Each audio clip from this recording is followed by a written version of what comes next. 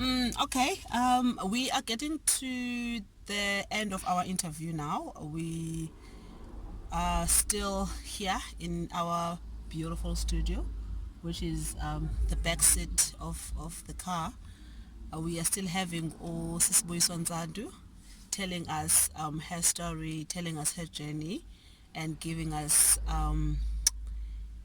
some interesting points and aspects of being a woman according to her perception.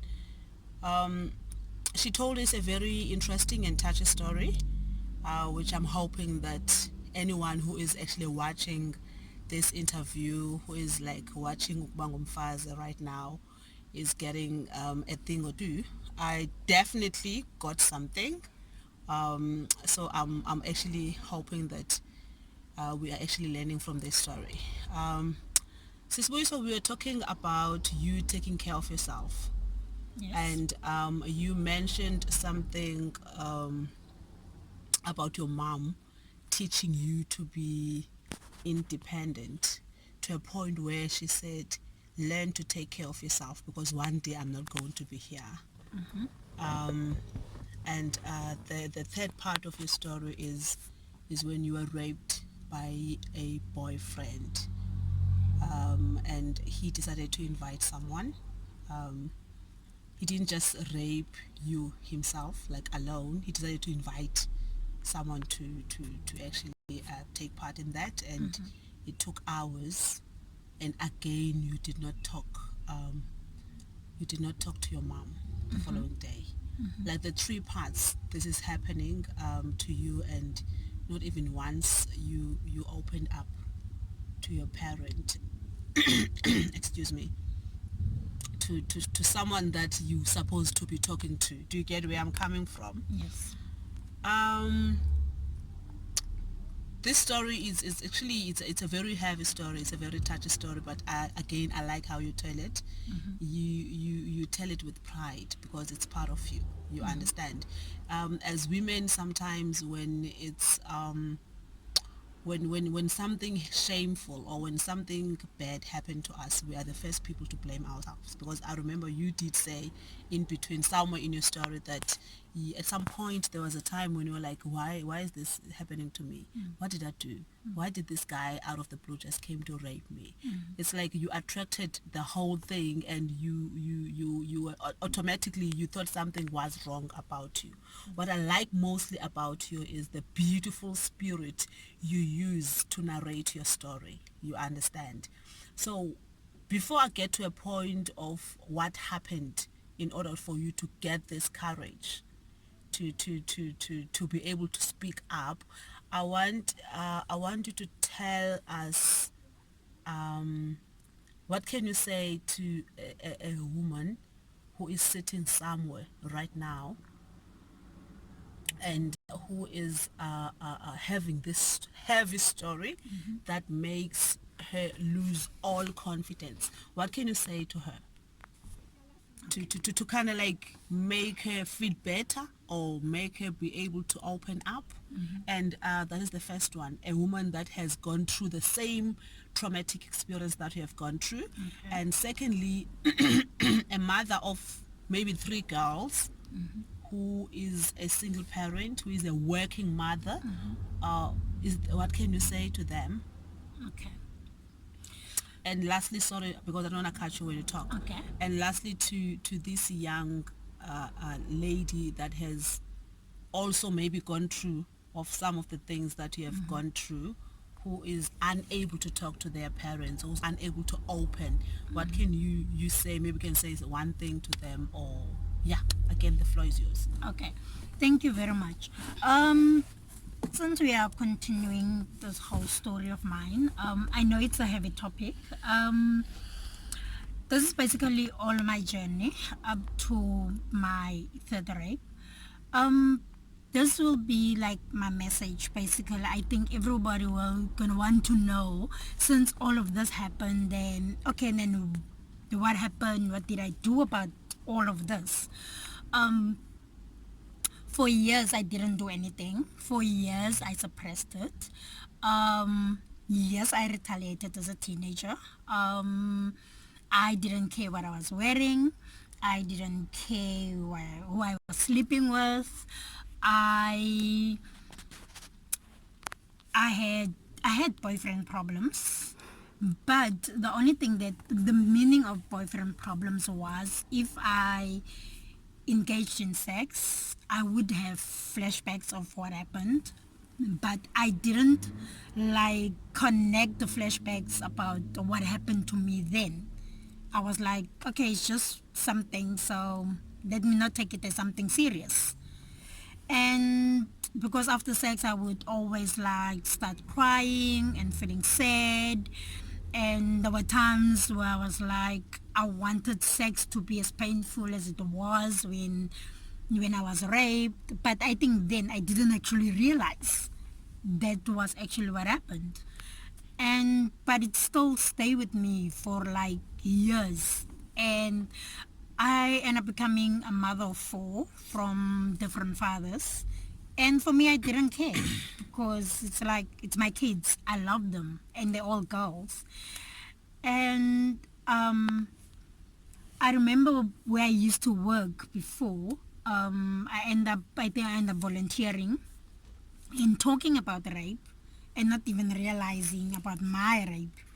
And then an incident happened in my house where they came out a case about my brother raping an adopted sister of mine, and I was attending his cases. And while I was attending his cases, then this funny stuff was like happening to me when I'm sleeping, and I have flashbacks about what was happening to me, and I didn't know. I didn't connect everything. Then where we used to work, then we had a rape crisis coming in and do a training session about rape, because at that time we were like trained as counselors since I was working with kids.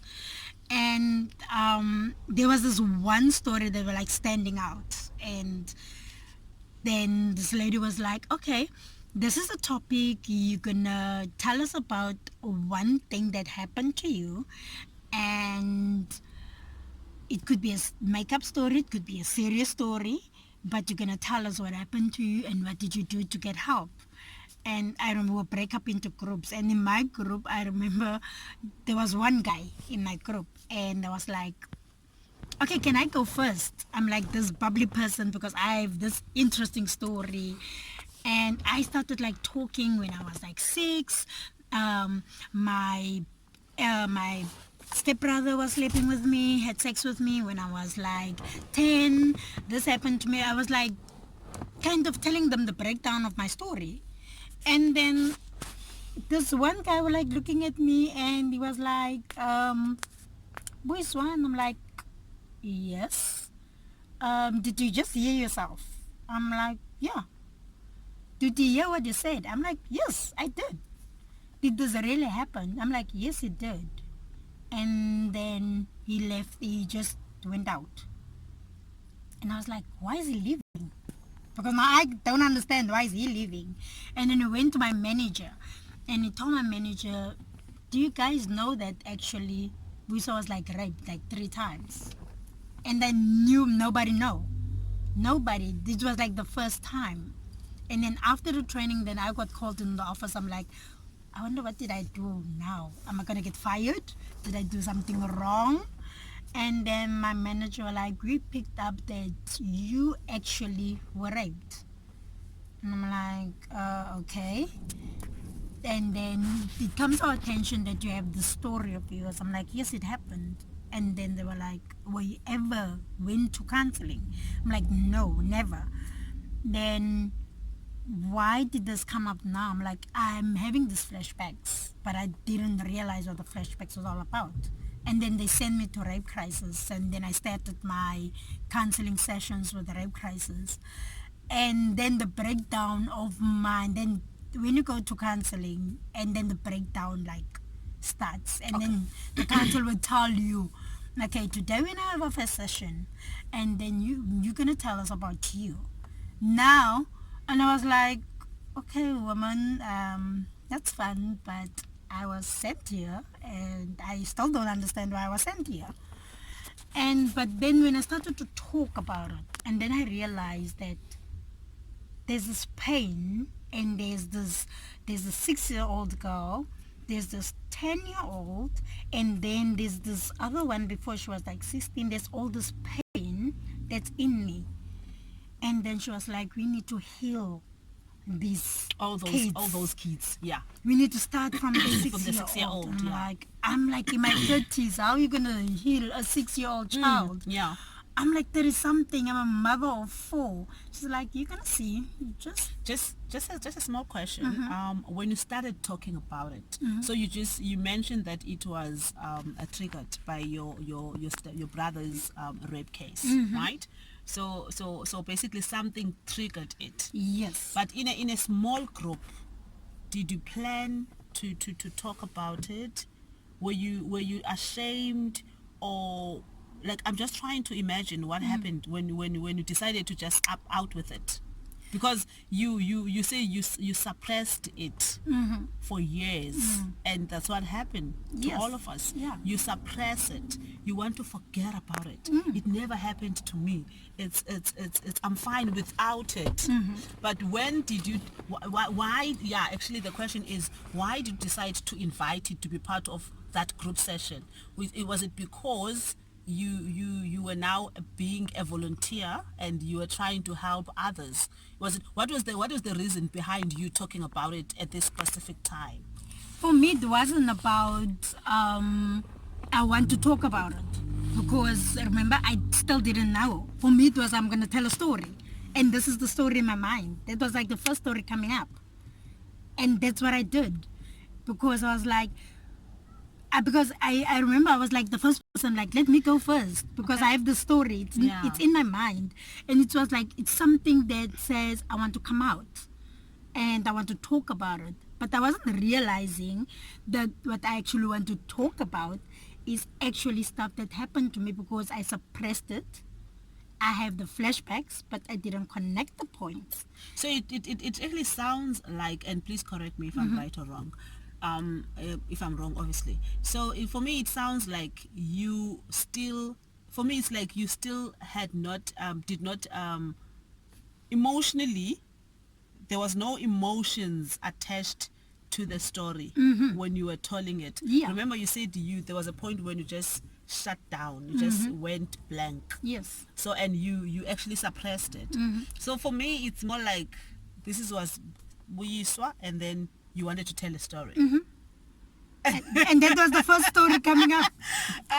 It actually goes back to what we were talking about earlier on in our first part of the interview, that talking is actually healing. So you opened your own gate, basically. Yes. But at this moment, you were unconscious about it. About it. It was like, just say what's on your mind. Okay. Type of person. That's what I did. And when I did it, I didn't even feel like I did something wrong, or was it a relief saying something? Yes. There was a relief, but I don't think when the relief was like, I realized that I actually just said something Yeah. that I was suppressing for years. Yes. And then it was like, it's on the table. So, because when I think my manager was like, it's on the table right now, now you need to deal with it. Yes. You're working with kids, you're a mother, Yes. so you need to deal with it. Yeah. Then I'm like, I don't know how to deal with it, because I was never told about counseling. I don't know what counseling is. I know that send a lot of kids off to counseling, but I've never been to counseling, so where I'm going to start? Yeah. When I met my counselor, and then I was like, oh, this woman is very strange. Where do we start? And basically what she did with me, she kind of break me down. She Yeah. break me down from my childhood. Yes. And then before she even going into the rape itself, how was my childhood? How was I as a child? I'm like, that was a happy child. Yeah, my mom was an alcoholic, in a abusive relationship. I was in it. And now I was never ever been abused by my stepfather. Yeah. That never happened. Yeah, I got a hiding like any other child. That was it. Because my mom used to give me a hiding if I don't listen. That's Yeah. fine. And then she was like, okay, let's go into the 6-year-old. How was the 6-year-old? Like, was my bubbly self until stuff happened, and I keep on keeping stuff to myself because I was doing it for the protection of my mom. Then she's like, okay, which means you and my mom are very close. I'm like, yeah. She's like my best friend. Yes.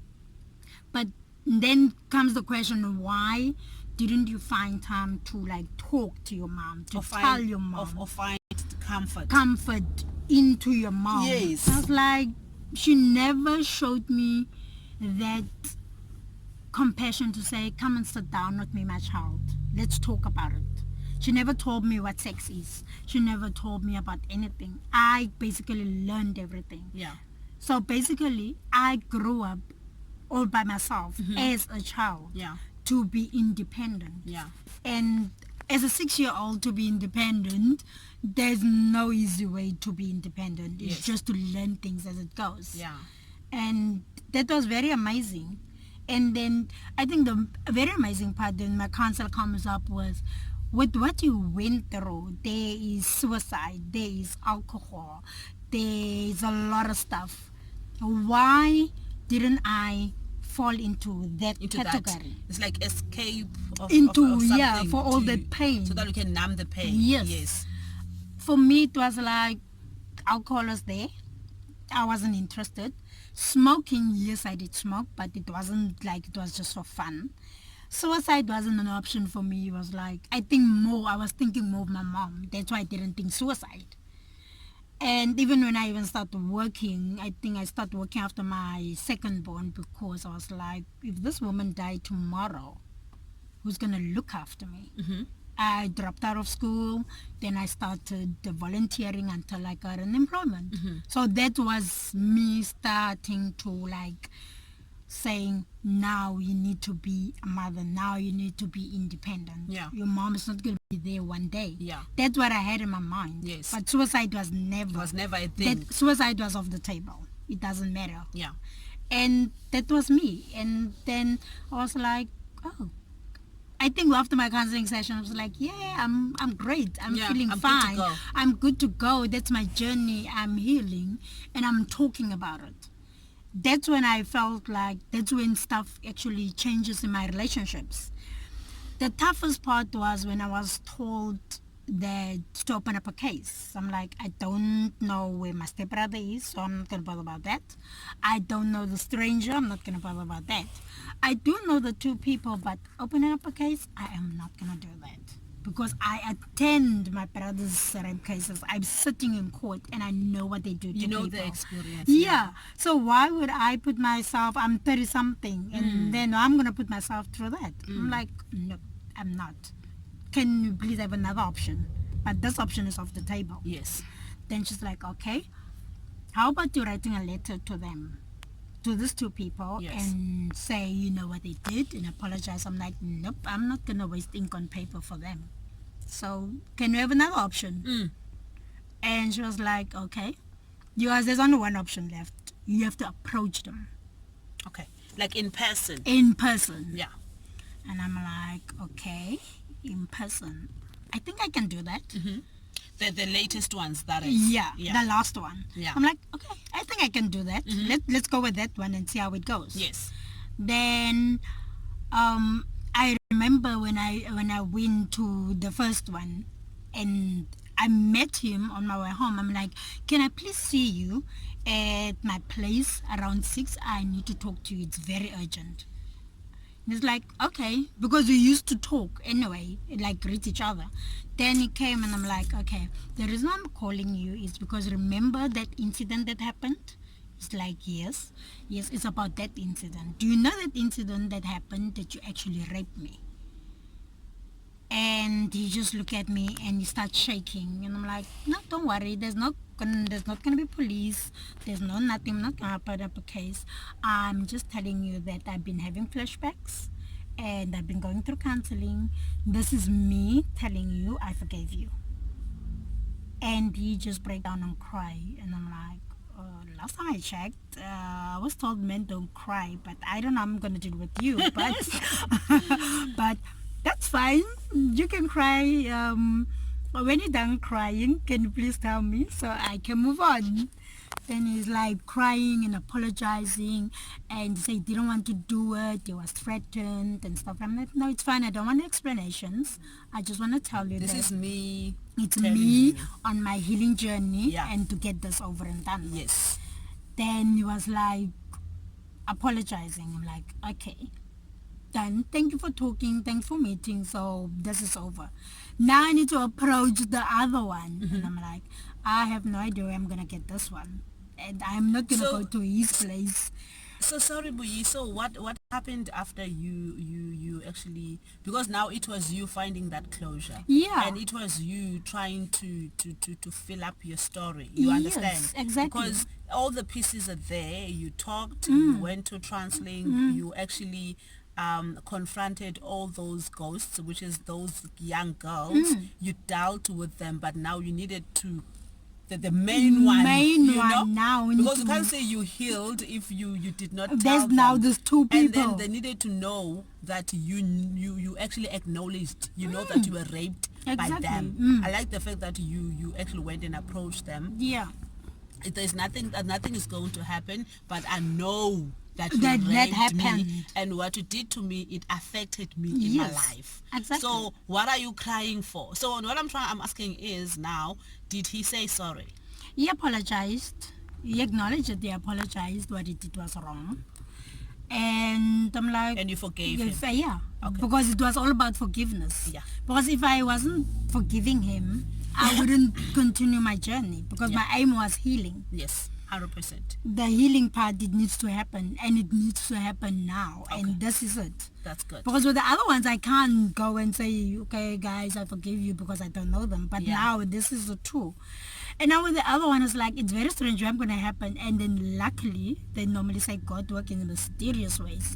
Then he apparently came to my workplace. He went to a church, and his church sent him to my workplace.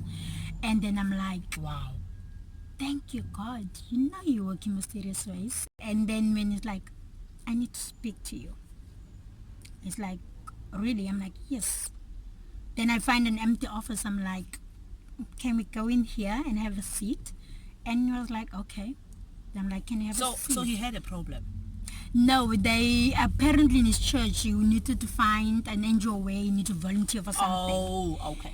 And he came to my place, and which was, it was not supposed to be coming. But Blessing in for dis- me, like it was a in dis- blessing in disguise for me. Exactly.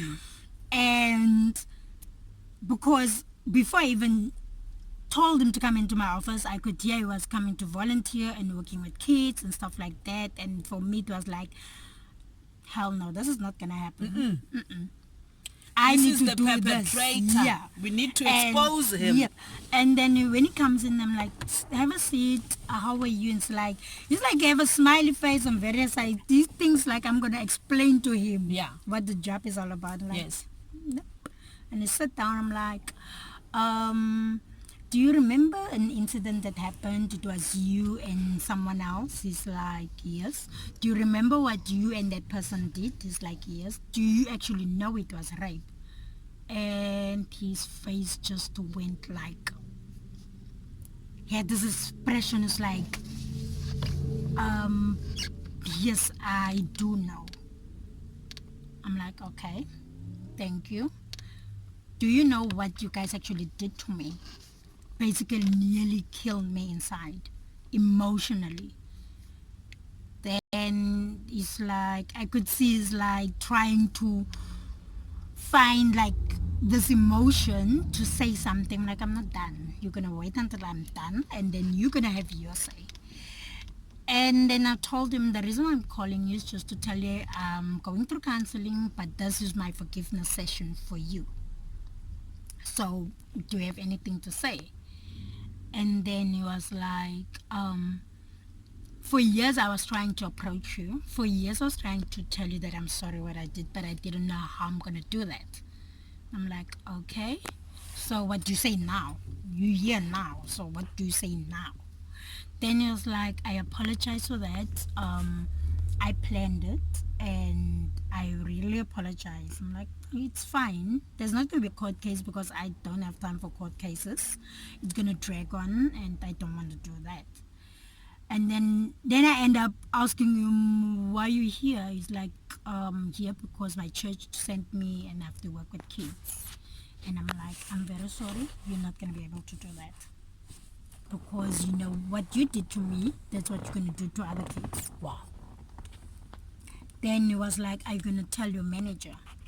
Then I said, if you're going to continue forcing yourself to be working here, I'm going to be forced to go and tell my manager. Him. Or he can even tell himself. Or you can go and tell him yourself.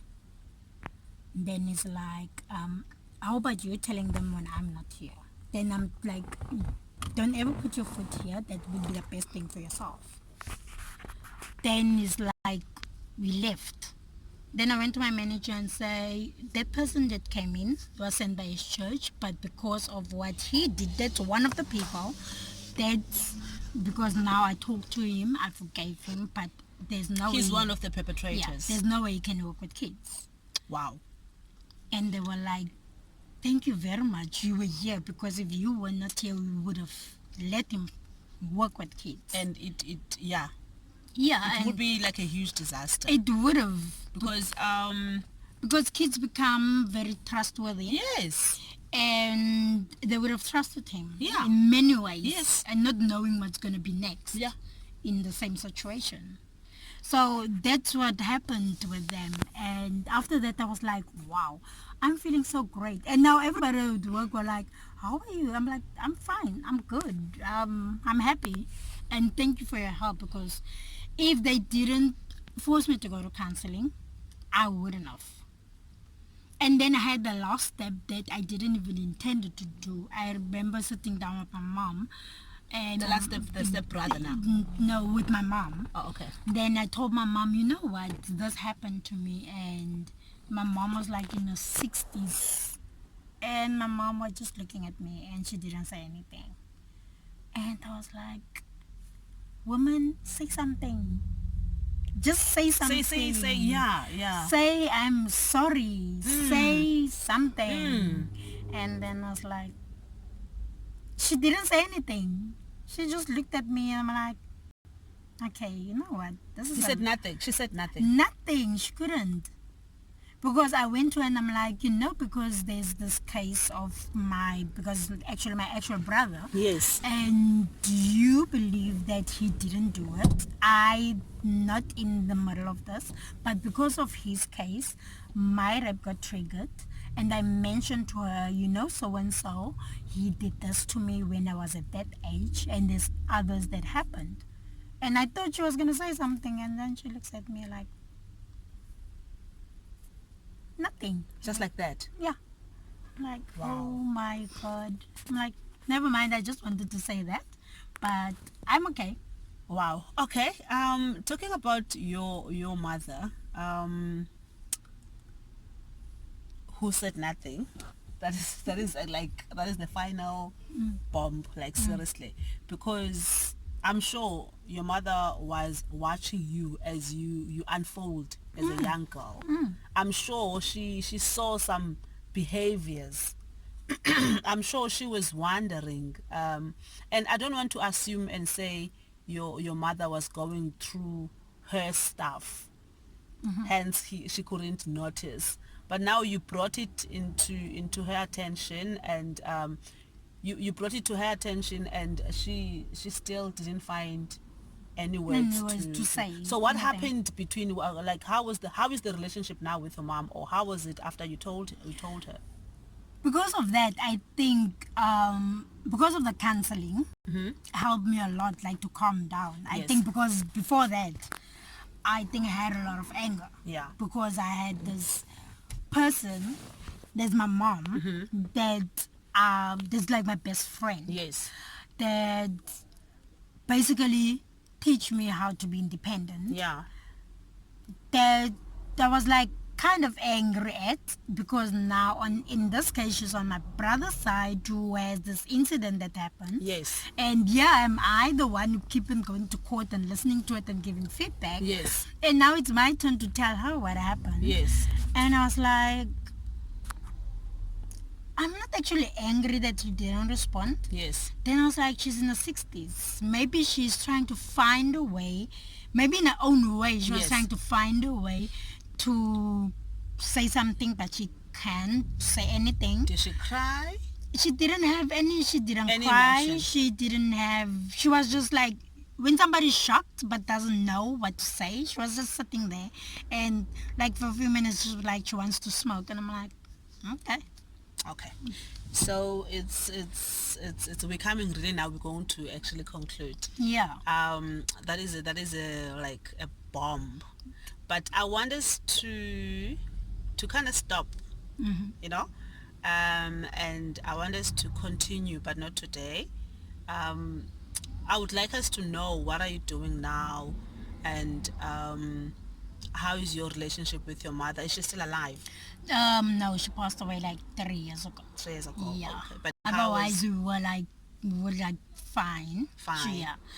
Okay, Because I forgave her for that, and because there's nothing that she was going to change and that I was going to change at the same time. But it was just all about my journey to find the healing. the healing you Yeah. wanted to just I okay. just needed that, the Okay, closure to be great. done. Okay, great. So let's just quickly take a few minutes break. Then we're gonna talk about what you're doing now, Okay. and we're gonna talk about from where you confronted your mom and how are you like grabbing this life thing by the horns.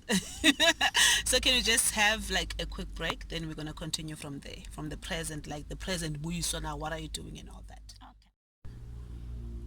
Okay. Okay, so welcome back again. We are still talking about History Scars Buyiswa. Now we are actually like really covering up. We are talking about the present time now. Sadu, can you tell us about what you're doing currently in the community? You mentioned that you are doing counseling and you are also like an activist. So what is your day-to-day job and in the society, at work, and how is your life currently, like emotionally? How are you basically? Just give us like for like 4 minutes. Okay. I am a counselor working for Desmond Tutu Health Foundation. We changed our name. As a counselor, I'm permanently employed, working on research most of the time. But since we are also have a youth center, I normally do see youth also. There are youth that been referred to me for counseling, especially when it has to do with HIV and rape. They are being referred to me.